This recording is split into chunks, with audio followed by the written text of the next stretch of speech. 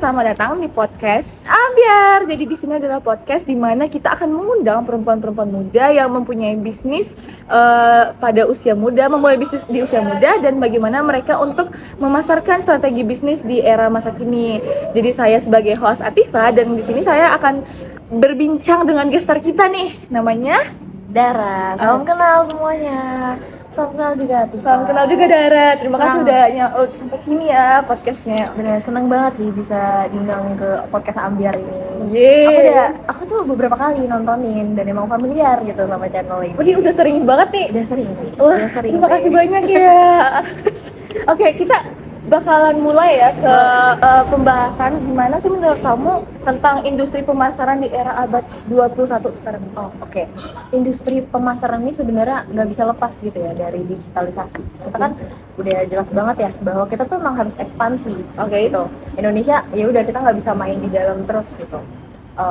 Seperti contoh kayak sekarang kan nyaris setiap brand itu udah punya kayak TikTok, Instagram. Itu memang mereka perlu branding di situ kayak karena ada kayak customer yang misalnya mereka melihat gitu si brand ini atau bisnis ini image-nya begini di sosial media, entah bagus atau buruknya itu terkadang ditentukan juga sama image mereka di sosial media gitu, especially di Instagram sama TikTok. Dan maka dari itu karena customer juga mempertimbangkan dari sisi image dari bisnis ini sendiri, makanya dari industri pemasaran digital itu tuh perlu banget ditekanin sama setiap bisnis.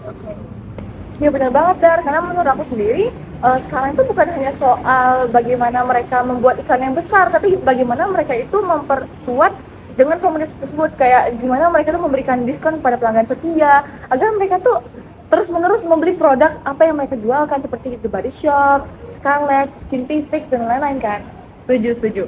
Karena menurut aku sendiri dibandingkan pemasaran itu kan tadi aku udah sempat sebutkan ya bahwa bisnis-bisnis ini, brand-brand ini tuh perlu membuat brand image juga di sosial media gitu ya. Jadi ada hal seperti personalisasi ke customer, terus teknologi digitalnya juga bagaimana kita bikin seinteraktif mungkin gitu loh sama customer. Tadi benar untuk menjaga komunitasnya sendiri. Ada satu brand dari Singapura namanya Love Bonito. Dia tuh menjual nilai juga. Jadi biar customer ini sekarang udah nggak bisa cuma beli produk aja. Mereka mau beli nilainya juga. Jadi brand kita harus menjual nilai ini. Seperti tadi si Love Bonito itu menjual kayak body positivity, self love. Karena orang-orang sekarang nggak pakai produk kita doang. Mereka mau punya nilai yang dimiliki sama brand kita juga gitu.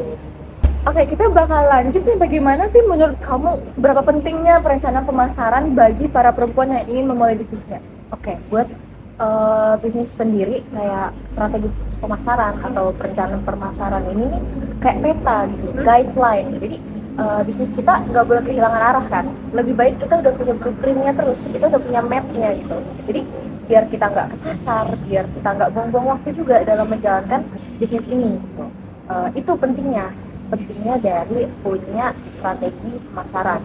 Terus kalau bisa aku kasih contoh, ada brand Emina, kayak skincare dan makeup juga. Dia nih target pasarnya remaja gitu. Jadi mereka udah punya target tuh jelas ya kan, segmentasi pasarnya ada, terus mereka jadi udah jelas bahwa ya udah ini terus mereka akan fokus ke situ terus gitu dengan segmentasi pasar yang seperti itu. Terus si Emina ini bisa kita lihat juga mereka walaupun menyasar pelajar-pelajar yang misalnya di bawah 20 tahun gitu ya, let's say, tapi mereka tidak mengurangi kualitas produknya sama sekali gitu. Jadi sebenarnya pentingnya dari strategi pemasaran ini bahwa biar customer kita tuh tahu berarti mereka sangat dipedulikan gitu. Walaupun harganya murah tapi kualitasnya bagus ya.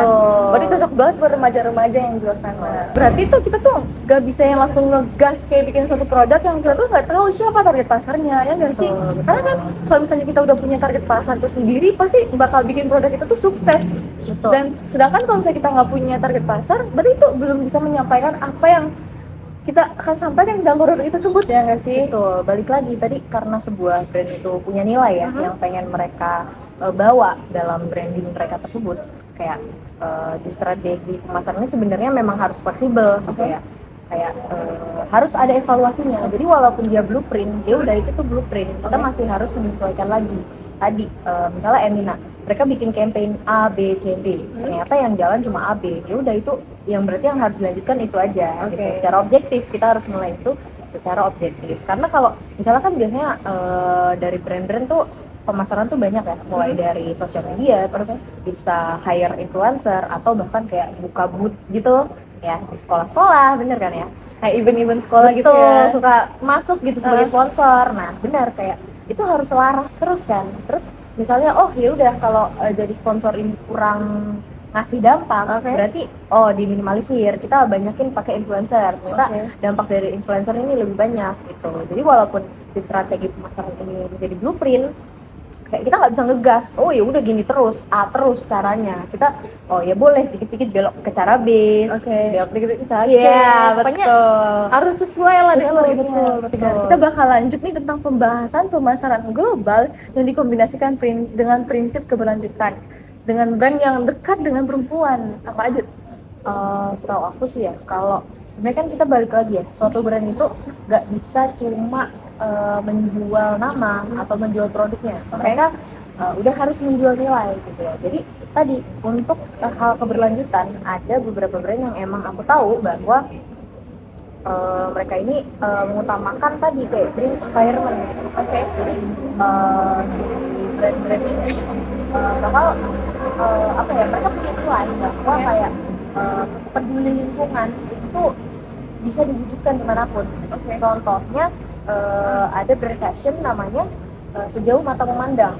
Sejauh Mata Memandang itu brand slow fashion, yaitu benar-benar kayak apa ya, mengurangi limbah fashion gitu ya, karena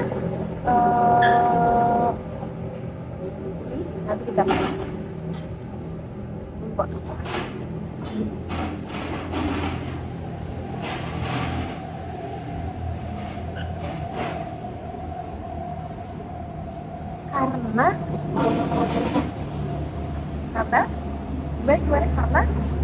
Karena udah nggak bisa lagi, mereka tuh cuma jual produk bahwa kayak ya udah produk fashion kami bagus, produk fashion kami kekinian, udah nggak bisa kayak gitu. Mereka udah harus menjual nilai bahwa kayak brand kami peduli sama lingkungan, udah nggak ikutin fast fashion lagi kayak yang ada kebanyakan sekarang. Kayak tote bag yang bisa didaur ulang gitu ya. Dan mereka emang cenderung ngurangin limbah sih, jadi ya seminimal mungkin gitu menggunakan bahan. Wah, keren banget ya. Dan berarti sekarang pemasaran global itu bukan hanya untuk menembus batas pasar global itu sendiri, tapi bagaimana produk lokal itu akan bernilai global. Betul, setuju banget. Kita nih biasa nyebut ini global strategy gitu, jadi global impact tapi local roots gitu. Jadi apa ya, kita bisa melihat mereka nggak cuma fokus ke ekspansi luar negeri, tapi bawa nilai-nilai itu juga gitu. Contohnya tadi kamu sempat sebut ya, The Body Shop. Nah betul, itu mereka brand luar, brand internasional, tapi fokus di tiap negara yang mereka ada brandnya yang mereka jual gitu. Itu tuh beda-beda fokusnya. Kayak di Indonesia sih, di Indonesia itu mereka fokus ke anti kekerasan perempuan. Tapi di benua Eropa mereka jualan itu fokus ke climate action, tentang iklim gitu ya. Jadi di situ mereka kan bisa personalisasi ya. Oh, di negara ini yang menjual strateginya gini, di negara ini yang bisa sustain tuh dengan strategi ini gitu. Makanya tadi walaupun mereka punya blueprint, tapi mereka tetap menjual nilai yang fleksibel yang bisa diterapkan di berbagai environment gitu. Jadi memang penting ya untuk menjaga konsistensi dalam suatu produk itu biar akhirnya tetap fleksibel. Benar, memang harus kayak gitu, karena customer sekarang itu udah bukan cuma beli produk ya, jadi emang mereka membawa nilai yang sama dengan brand kita. Mereka berharap bahwa oh misalnya mereka tadi pakai The Body Shop, mereka bukan cuma beli skincare-nya, tapi mereka kayak oh ya aku juga peduli sama lingkungan, makanya aku beli The Body Shop. Oke, kita di sini bakal masuk tentang manajemen information system. Bagaimana manajemen information system itu baik atau penting banget bagi bisnis itu tersebut. MIS ya, berarti benar. Oke. MIS ini bagi sebuah bisnis lebih kayak GPS. Jadi kita punya strategi pemasaran as blueprint sebagai map, sebagai peta. Ini GPS-nya. Jadi mereka bantu kita locate, bantu kita ngasih tahu posisi brand kita tuh di mana. Dan bukan cuma itu, mereka juga bantu ngasih tahu posisi brand kita di mata customer tuh di mana. Nah, betul, karena ada data-data kayak internal, kayak penjualan, terus data eksternal juga kayak tren-tren sekarang, sama tadi misalnya customer lagi sukanya apa gitu, memang yang dicari lagi lagi produk-produk apa gitu. Misalnya contoh something, ya something familiar banget tuh, Iya, bener kan, familiar. pasti familiar. Something ini kan launching produk, Iya, banyak banget ya. benar dan mereka nih, tapi lihat mereka tuh pinter lihat tren gitu. Oh, berarti sistem informasi itu bukan hanya soal kita ngumpulin data ya, berarti bagaimana strategi itu berpengaruh buat bisnis kita. Betul, emang pengaruh banget sih jujur. Tadi ya, kayak kita udah lihat dari si something itu sendiri bahwa mereka harus lihat juga nih traffic di sosial media, terus review atau ulasan gitu ya dari customer mereka sendiri, biar istilahnya iya makin terpersonalisasi juga gitu loh. Jadi tadi si MIS ini kan emang nggak bisa ya berjalan sendiri. Mereka nih GPS tadi, mereka tetap butuh si petanya itu sendiri buat ngeloket si bisnis ini udah gimana gitu. Berlaku sebaliknya juga. UMKM kecil gitu, UMKM kecil itu kan nggak harus punya teknologi yang canggih kan, mereka tuh bisa pakai Gform, bisa pakai feedback dari pelanggan tersebut atau testimoni. Benar sebenarnya kalau UMKM ini sebenarnya penyampaiannya biasanya lebih ringkas, lebih mudah gitu. Karena mereka jangkauannya ya pengen memperluas jangkauan, tapi biasanya feedbacknya ini masih dalam kecil-kecilan gitu. Entah misalnya bisa kita bilang misalnya ada penjual bakso, orang bilang enak pak, gitu. Itu feedback, Iya, ya kan? feedback. Itu feedback gitu. Itu Juga feedback. jadi kesenangan sendiri juga. Betul. Dan dari situ tuh itu kan mereka berarti punya data. Oh, secara rasa udah enak. Terus misalnya nanti ada orang ngasih feedback lagi, oh ya pak murah di sini gitu. Terus ya berarti udah secara produk, secara apa yang mereka jual nih udah sejalan gitu dengan tujuan mereka. Gitu. Jadi walaupun UMKM ini bukan bisnis besar, bukan sebuah brand yang kayak luas banget gitu pasarnya, tapi mereka tetap bisa buat pakai sistem buat pakai menerapkan MIS ini gitu, karena data sekecil apapun kalau kita terapkan dengan benar gitu ya, pasti relevan sama apa yang pengen bisnis kita sampein. Kayak berpengaruh besar. Betul, exactly, berpengaruh. Oke, dari kita bakal masuk nih ke materi bagaimana itu tuh berpengaruh bagi psikologis konsumen. Misalnya kayak apakah hanya dilihat dari produk yang cantik aja atau ada faktor lainnya? Oh iya, jadi sebenarnya proses pengambilan keputusan sebelum pembelian tuh ada ya di customer pasti gitu. Kita kelompokkan aja misalnya perempuan gitu, let's say, karena jujur aku memang lebih familiar sama cara perempuan ya, karena kita juga perempuan ya. betul. Biasanya nih misalnya kita sering ya ngelihat bahwa suatu produk lucu packagingnya atau memang tampilannya lucu gitu, tapi belum tentu kita langsung beli kan, kadang emang pengen ngomong lucu aja karena emang lucu gitu kan. Tapi balik lagi, karena tadi belum tentu dibeli, kita tuh ada apa ya kayak ada interest gitu. Itu sebenarnya apa ya, gate gitu, gerbang jalan pertama buat suatu produk nih bikin kita pengen beli. Nah itu tahap pertamanya tuh. Jadi dari interest tersebut biasanya si customer ini akan nyari dulu sebenarnya dia tuh butuh atau enggak sama barang ini. Iya lucu, misalnya apa, labubu. Nah, labubu tuh lucu, kita lihat banyak orang udah pakai gitu, tapi sebenarnya apa sih, dia keychain aja gitu kan, emang gantungan tas doang. Jadi sebenarnya ada orang yang udah mengeliminasi bahwa ya udah nggak usah beli deh karena saya sebenarnya nggak butuh-butuh banget gitu. Terus tahap kedua ini mencari informasi nih perihal produknya sendiri. Misalnya tadi labu, kita pakai sepanjang ini pakai labu ya. Si customer ini nyari informasi, oh misalnya labu tuh memang dipakai sama siapa aja sih, apa kayak Lisa, betul ada idol kayak itu. Iya, terus influencer siapa misalnya yang juga suka gitu. Terus emang apa sih uniknya gitu, atau misalnya dari si brand Labubu ini apa gitu uniknya gitu ya yang membedakan dia gitu. Terus nanti misalnya dia masih lanjut kayak oh iya ternyata lucu beneran ya, tetap gitu masih interested, masih tertarik, dia bakal lanjut ke tahap 3. Ini nih mengevaluasi alternatif. Jadi isinya tuh misalnya Aduh tapi lampu nih agak terlalu mahal gitu secara harga ya. Oke, mungkin uang kita cukup tapi dengan harga segini kayaknya bisa hal lain deh. Bisa beli baju, Betul, bisa beli makanan. baju, bisa beli hal lain gitu. Alternatif nggak cuma dari segi barang-barang yang sama, nggak cuma perihal sama-sama kitchen gitu ya. Kayak bisa dari hal tadi yang lebih kita butuhkan, karena kan balik tuh, siklusnya balik ke atas. Kalau dia kayak eliminasi di sini, kita balik ke atas gitu. Jadi sebenarnya tadi ya, kalau customer-customer ini misalnya udah yakin banget gitu bahwa ya udah deh akhirnya beli gitu kan, ya udah akhirnya pengen beli deh, udah nggak ada mau alternatif lain, kita udah nggak pengen hal apapun, beli deh gitu. Jadi di bagian keempat ini nih kita mengambil keputusan buat membeli gitu. Nah terus di bagian kelima ada evaluasi. Oke, ini tuh bagian kayak oh sebenarnya suka nggak sih, beneran sebadan nggak sih, worth it nggak sih. Nah itu tuh bagian 5 tuh soal itu kayak sebenarnya anak-anak zaman sekarang ini Gen Z ya especially, itu tuh kita nggak langsung beli kan.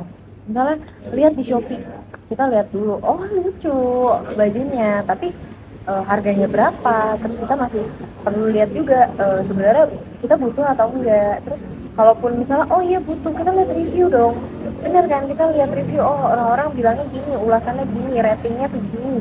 Terus kalau oh iya ternyata cocok, tapi ada nggak sih pesaingnya, siapa tahu yang lebih murah ya kan. Kita masih sering lihat-lihat dulu, cek-cek dengan harga yang lebih miring gitu. Terus kalau ternyata udah cocok semua dan akhirnya kita beli, setelahnya kita lihat penggunaan di kitanya gimana gitu. Terus kalau ternyata bagus ya kita akan leave review, kalau memang buruk ya udah kita kasih feedback. Oke, berarti perjalanan kita untuk membeli itu panjang kan? Kita Panjang pasti bakal sebenarnya. pikir panjang kan? Betul, kompleks.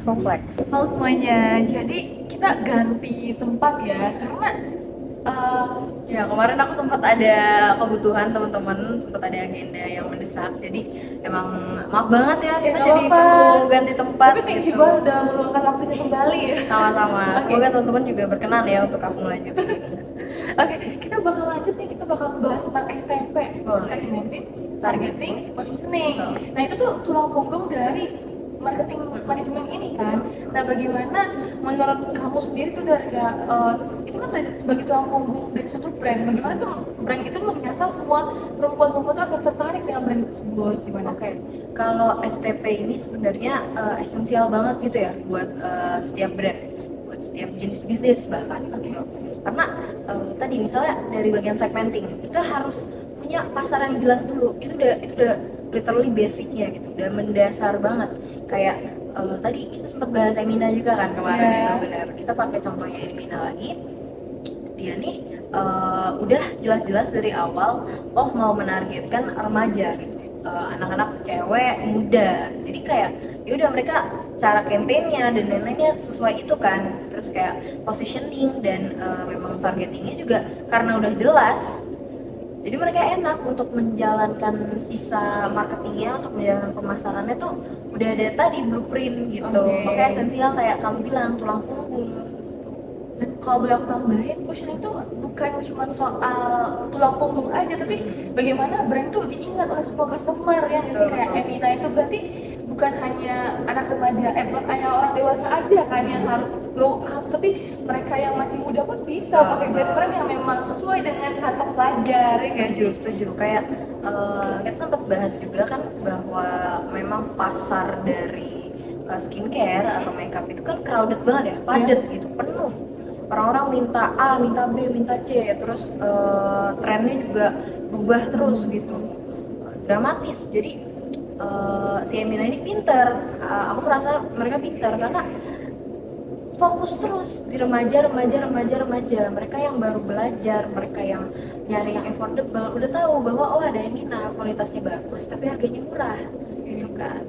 Jadi STP itu bukan cuma konsep jadi bagian dari seluruh keputusan bisnis kan? Betul. Kayak brand ini kan juga perlu punya diferensiasi ya gitu. Mereka punya keunikan yang bikin orang-orang lebih milih untuk beli dari mereka atau beli produk-produk mereka daripada dari bisnis lain gitu.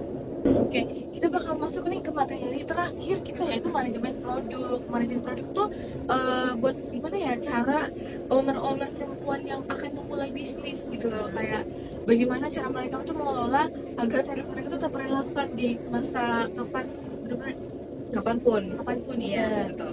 Oke, jadi buat aku pertama banget nih teman-teman, kita perlu banget buat dengerin konsumen. Oke. Itu udah mendasar banget. Kalau kita bisa dengerin konsumen dan menerima masukan mereka, ya bukan denger aja, bukan masuk kuping kanan keluar kuping kiri, jangan. Kita harus Kita mendengarkan keluhan mereka, Betul, apa yang mereka betul. ingin sampaikan kepada kita. betul. Kalau memang punya saran, biasanya konsumen akan memberi timbal balik kan. Mereka akan memberikan feedback gitu. Kita pertama harus dengerin itu, karena secanggih-canggihnya produk, semutakhir-mutakhirnya, sebaik-baiknya, lebih baik produk yang memang bisa menyelesaikan masalah atau menjadi jawaban atas permintaan dari konsumen. Oke. Itu sih pertama, dengerin konsumen. Jadi manajemen produk tuh gimana caranya produknya tuh bertahan untuk masa ke masa kan, karena gak mungkin mereka bisa bertahan benar-benar selamanya kan. Betul. Pasti mereka tuh ada di satu titik, wah sepertinya produk kita nih bakalan tergantikan oleh produk yang baru. Setuju. Gitu gak sih? Benar, kayak aku punya contoh dari brand Dirmi Beauty. Oke. Ya, itu lokal tuh. Oke, itu lokal. Lokal. Dirmi Beauty itu lokal. Dia waktu itu sempet orang-orang sekarang kan populer juga soal undertone ya. Jadi ada yang cool, natural sama warm ya. Waktu itu karena kiblat Indonesia di perskincarean dan makeup itu ke Korea, jadi banyak yang cool tone. Padahal kita jelas beda kan, Iya. kulitnya dan undertone-nya juga beda. Harusnya memang nggak berkaca dari sana gitu. Jadi sementara si Dirmi Beauty menyadari ada masalah itu dan mereka melihat peluangnya, diambil. Mereka waktu itu sempat, saya lupa, intinya produk untuk lips gitu. Oke.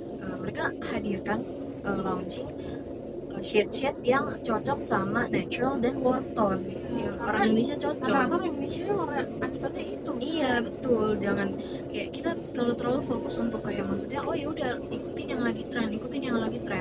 Padahal nggak selalu harus kayak gitu. Kita bisa lihat yang memang masih ada masalahnya dan belum ada pemecah masalah tersebut, bisa kita ambil dari situ.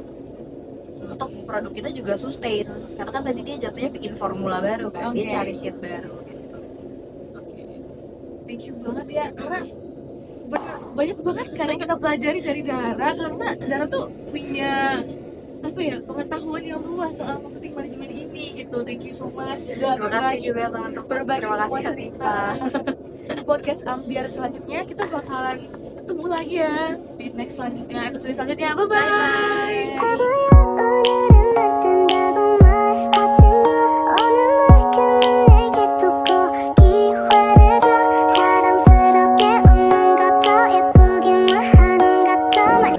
Halo Sobat Pretty Peach, balik lagi sama aku di podcast yang paling seru nih buat para teman-teman tonton. Aku Dara Alifa sebagai host, dan kali ini kita udah kedatangan tamu spektakuler banget nih. Boleh perkenalan diri dulu?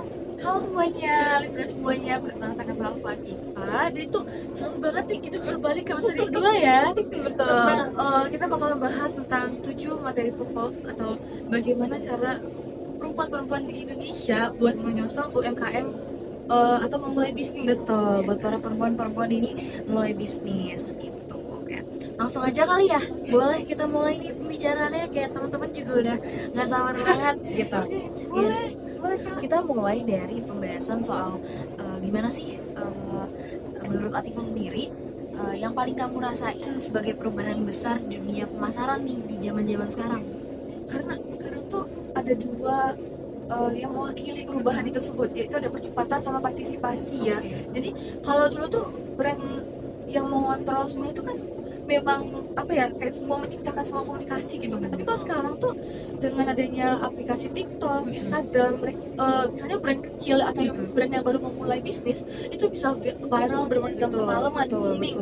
Nah contohnya kayak sekarang tuh banyak penulis yang pengen menulis atau pengen launching produk mereka atau pengen tahu kayak tentang cover dan segala macam tuh, mereka tuh bisa bikin polling di Instagram, di TikTok dan kalau misalnya polling terbanyak itulah yang mereka ambil. Pokoknya mereka tuh ingin konsumen itu berkontribusi dalam produk yang mereka bikin gitu loh. Iya, aku pernah lihat juga sih Atifa dari para penulis mandiri, biasanya mereka menulis sendiri ya, otodidak untuk bahkan publishingnya juga gitu. Mereka nanya gitu sama teman-teman pembacanya, lebih suka cover yang mana gitu, bener kan ya? Iya, kayak mengajak konsumen itu berkontribusi. Ya, Ayo guys, kita benar. bakalan pilih cover nih. Iya, betul. Kayak ngajakin semuanya Ya, gitu. penting sih itu sekarang tuh bener banget buat strategi pemasaran ya, karena kayak kadang walaupun produknya bagus tapi kalau kita emang agak susah buat engage gitu ya sama customer sendiri atau sama pembaca sendiri, di sini konteksnya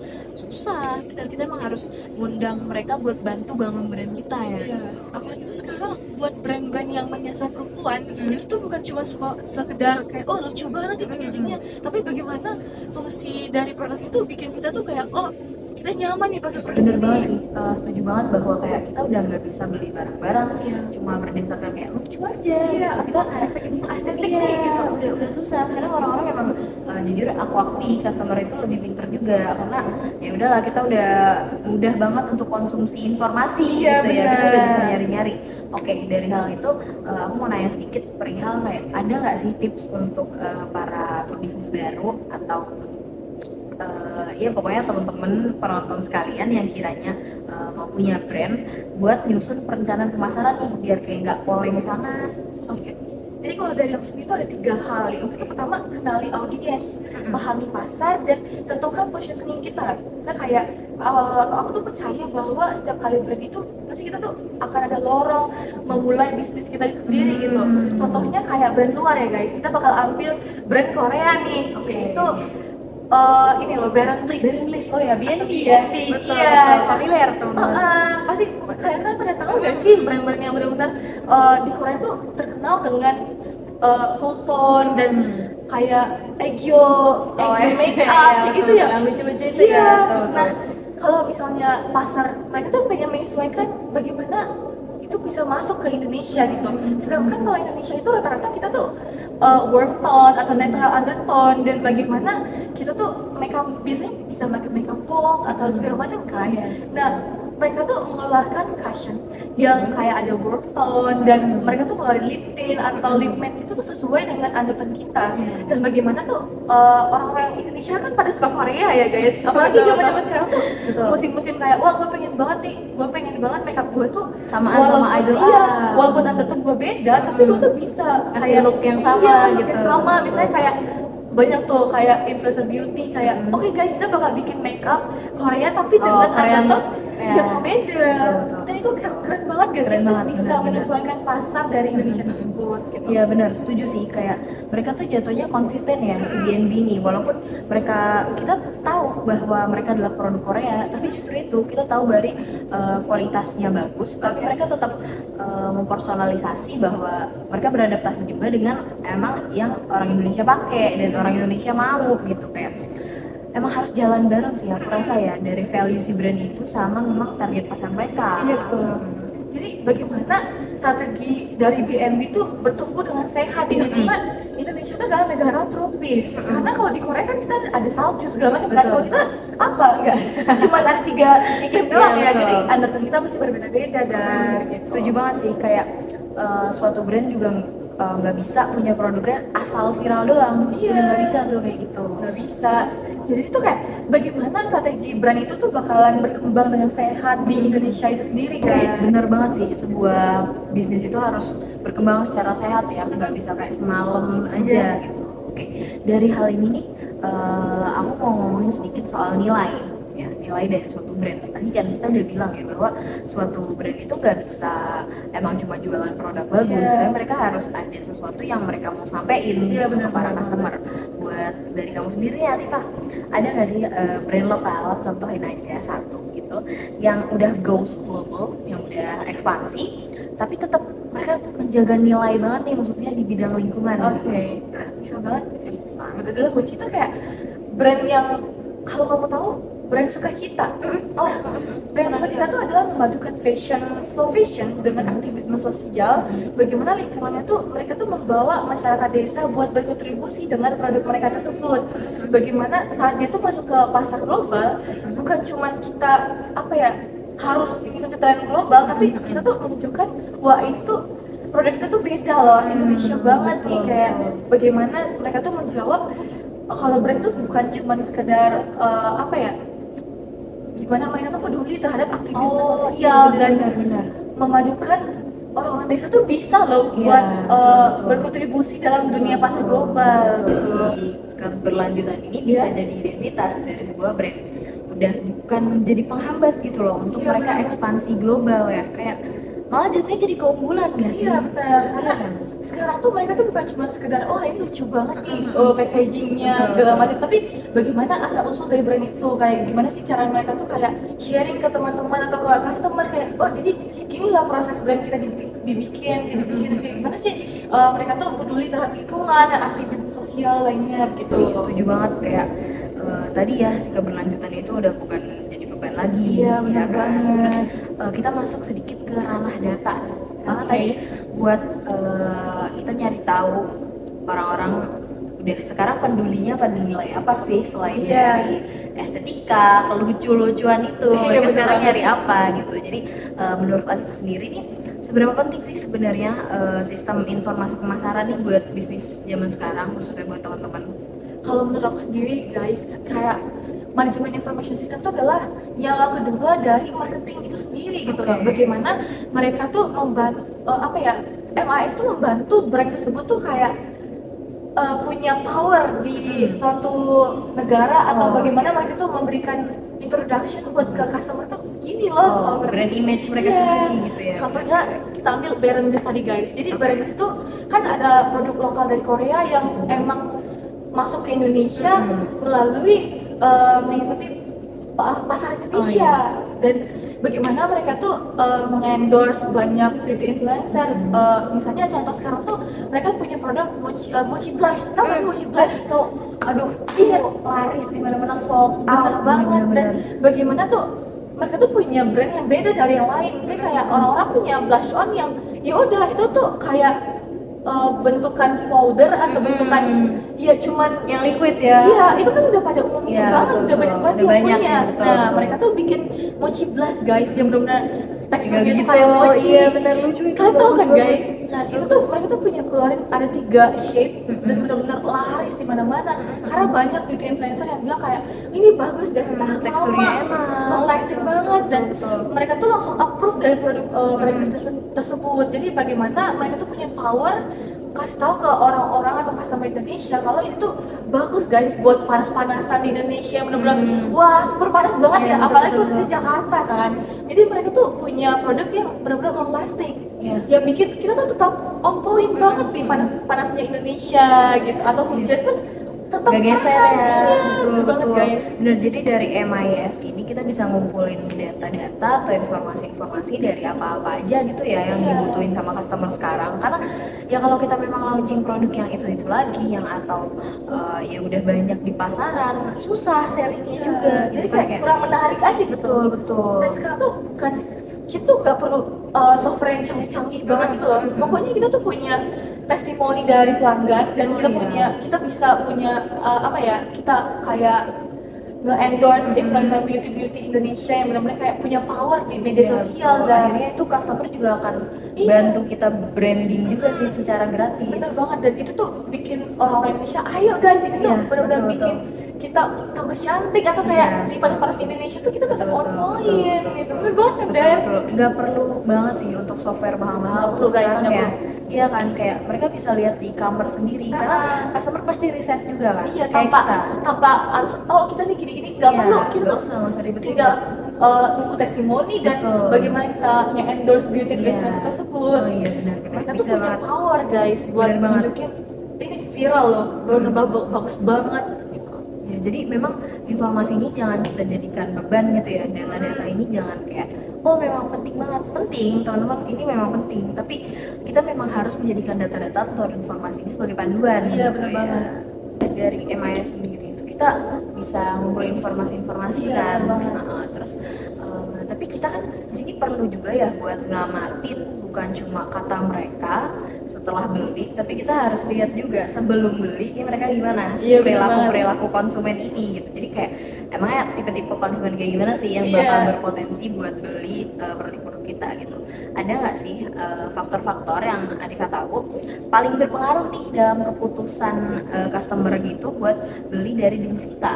Oke, ada tiga, yaitu rasa dipercaya, dilibatkan dan dilayani. Jadi customer tuh sekarang tuh pengen banget buat terlibat dalam produk tersebut. Misalnya bagaimana brand itu membawa customer, ayo guys, kalian tuh bisa kasih saran loh tentang kelebihan atau kekurangannya. Karena pokoknya brand tersebut tuh harus mau jujur gimana proses dalam cara produk itu dibikin dan cara kayak oh ini loh kelebihan dari produk kita, tapi kita juga punya kekurangannya, dan bagaimana kalian tuh kasih tahu misalnya contohnya kayak Brandless gitu. Brandless tuh kan punya lip tint ya. Lip tint itu bagus dari warnanya kayak banyak banget tuh shade-nya. Misalnya sekarang mereka tuh punya lip tint yang kayak kurang long lasting. Misalnya kayak contohnya kita makan nih atau kita minum itu Transfer. Transfer. Jadi bagaimana mereka tuh kayak mau gitu mendengarkan kata customer, caranya ayo Brandless punya formula yang baru karena mereka tuh bagus banget warnanya, tapi sayang banget kalau misalnya kurang ngikutin tren. iya, atau kurang lasting gitu. Pokoknya mereka tuh pengen yang bagus tapi tahan lama gitu. Paham. Kayak karena sekarang kita tuh udah nggak bisa ya teman-teman bangun bisnis cuma untuk transaksi doang sama customer. Kita nggak bisa saya jual barang, kamu beli barang saya terima uang, kalian terima produk. Udah nggak bisa kayak gitu lagi. Kita tuh harus bangun hubungan sendiri antara bisnis kita sama customer, kayak emang harus nyambung gitu ya. Udah kayak bestie gitu. Pokoknya Benar. Iya, pokoknya kita tuh harus kayak ayo guys, kita tuh punya produk nih. Kalian kalau misalnya ada kayak rasa kurang, ayo kasih tahu kita. Benar. Iya. Jujuran aja Nah, gitu ya. jujuran aja karena kita Benar. bener banget. Kayak gimana kayak ayo guys, apa nih yang kurang dari formula kita, kasih tahu aja Bener feedback banget. gitu.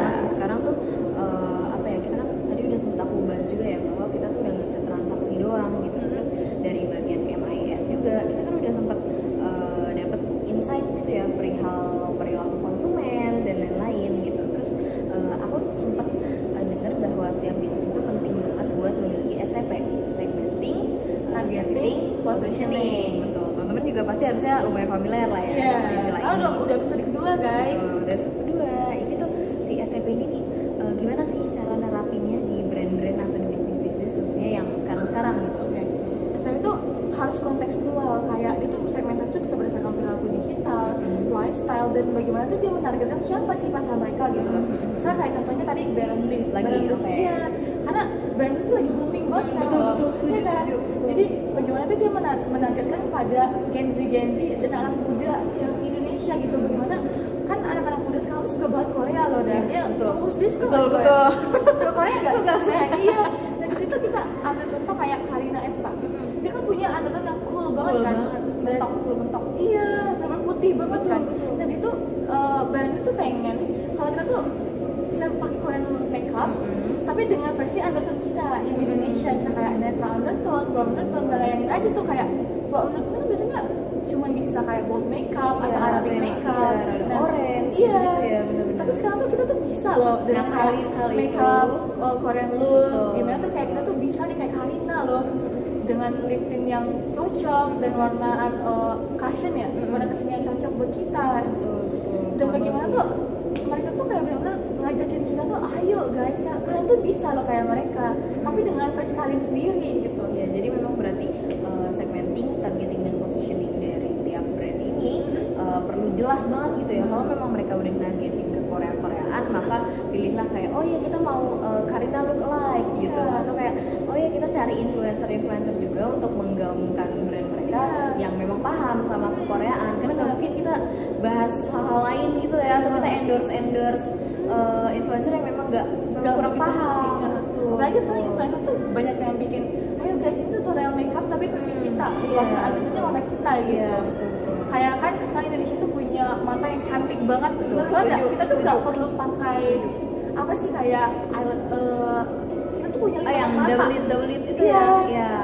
Wah gila, kayak orang Indonesia tuh sebenarnya tuh cantik loh guys. Kita tuh semua cantik guys, tapi versi kita sendiri. Bagaimana kita tuh bisa kayak idol K-pop kita tapi versi kita. Sebenarnya secara tidak langsung kita nih udah sering lah ya ngelihat STP itu sendiri, udah sering banget ngelihat brand-brand tuh nerapin hal ini. Ya, dan memang karena penting banget gitu sih ya. Jadi harus setiap brand ini punya masing-masing gitu. Dan STP itu bukan hanya sekedar kayak kita tuh teori di atas kertas doang, tapi tuh harus bagaimana kita apa ya, membuat sentuhan di produk itu, kayak kita langsung nih nunjukin kalau ini loh STP itu maksudnya, bukan cuma sekedar di kertas doang. Iya, bener. Paham sih, kayak sebuah brand tuh punya nilai, punya branding, punya image, dan harus sejalan semua tuh ya, memang harus selaras. Tadi si brand itu udah harus punya STP, itu wajib banget. Terus tapi walaupun mereka udah punya positioning yang jelas, mereka udah tahu mereka posisinya di mana dan mau jual ke siapa, mereka tetap perlu kan untuk manajemen produk itu biar tetap sejalan sama blueprint mereka, gimana yang tadi target pemasaran dan blueprint dari produk mereka sendiri. Terus ada nggak sih sebenarnya dari Ativa sendiri buat kunci utama nih mengelola produk ini, manage produk ini biar suksesnya tuh jangka panjang gitu, durable. Jadi inovasi yang harus inovasi yang mendengarkan produk yang harus dikembangkan itu adalah mereka tuh bikin produk gak usah buru-buru, kayak misalnya nih langsung ngeluarin 10 produk, kayak, wah ada ini, ada lip tint, ada cushion, ada setting spray dan segala macamnya. Jangan, pokoknya kalau brand itu sendiri dia tuh ngeluarin itu satu persatu. Misalnya kayak lip tint nih, mereka tuh ngeluarin 4 shade terlebih dahulu, atau kayak Mochi Blast tadi tuh kayak kan dia cuma ngeluarin 3 doang kan, karena mereka tuh pengen pasarin dulu nih gimana nih menurut customer, bagus reaksi kan? Ya apakah cocok buat kulit Indonesia gitu. Dan karena banyak kayak menunjukkan apa ya, dia tuh mendengarkan kata customer juga dan nggak buru-buru, mereka tuh bisa bikin branding yang manajemen produk itu benar-benar bagus gitu, dan nggak apa ya, gak boring juga nggak sih? Benar. Dan dengan itu tuh kayak pengolahan siklus hidup produknya itu, kalau misalnya ada kekurangan mereka tuh mau repackaging lagi. Misalnya kayak Berendus tuh awalnya, misalnya kalau kamu tahu mereka tuh punya bedak yang bedak padat itu dengan packagingnya rada boring gitu. Nah sekarang mereka tuh repackaging lagi dan bikin tuh kayak oh bagus nih, lebih lucu, iya, ada lebih inovasinya lucu, juga, lebih kayak bikin tertarik orang anak-anak muda seumuran kita tuh bikin, ayo dong kita beli ini bagus banget gitu. Dan cushionnya pun juga punya packaging yang benar-benar bagus banget, dari benar kayak wah ini inklusif banget gitu, kayak harganya murah tapi packaging juga bagus banget gitu. Gak kalah dengan brand-brand yang benar-benar terkenal di luar negeri gitu, dengan harga yang berkali-kali lipat, berjuta-juta, dan itu cuma ratusan ribu doang dapat yang packaging bagus, betul, dan lucu, dan produknya juga bagus. Manajemen produknya juga bagus dari brand itu sendiri gitu. Jadi yang aku tangkap di sini tuh berarti entah relaunch, entah rebrand, entah repackage itu bukan suatu indikator bahwa mereka gagal. Oh, brandnya atau produknya berarti jelek nih. Nggak bisa dibilang gitu ya. Kadang memang untuk ngikutin tren aja teman-teman, atau memang keinginan dari customer. Karena kita perlu ya ngedengerin dari customer gitu. Terus brand itu tuh bukan kayak oh gue pengen viral nih di Indonesia, gimana sih caranya? Enggak, mereka tuh kayak tetap aja kualitas mereka tetap dijaga, tapi dia mereka tuh bisa booming karena ya dia sangat relevan dengan Indonesia gitu, seluruh Indonesia. Ya, manajemen produk dari Berendus ini memang aku akui top tier ya guys, kayak jempol banget gitu, karena mereka udah nggak sekedar soal produksi lagi, mereka udah nggak asal-asalan, tapi udah soal pengalaman penggunanya gimana. Terus oh iya kan kita jadi lucu ya, kita bisa ngomong oh ya packagingnya lucu, barangnya bagus gitu, relevan banget juga. Itu benar-benar matang banget, bukan kayak sekedar cuma ya udah gue bakalan Indonesia gue sebar ini enggak, tetap menjaga kualitasnya gitu. Benar-benar itu mencangkup udah semua sih ya. Berarti Ativa hari ini kita pembahasannya udah banyak banget nih, kebetulan tadi mulai dari pertama tuh perubahan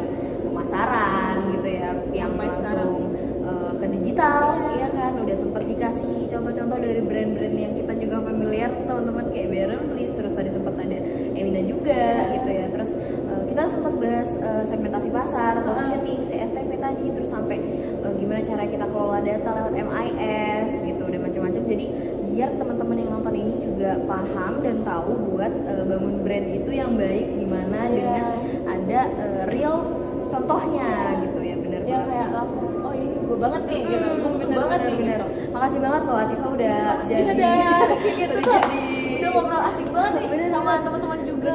Bener-bener. Semoga dengan apa yang kita bicarain tuh bisa membantu teman-teman juga.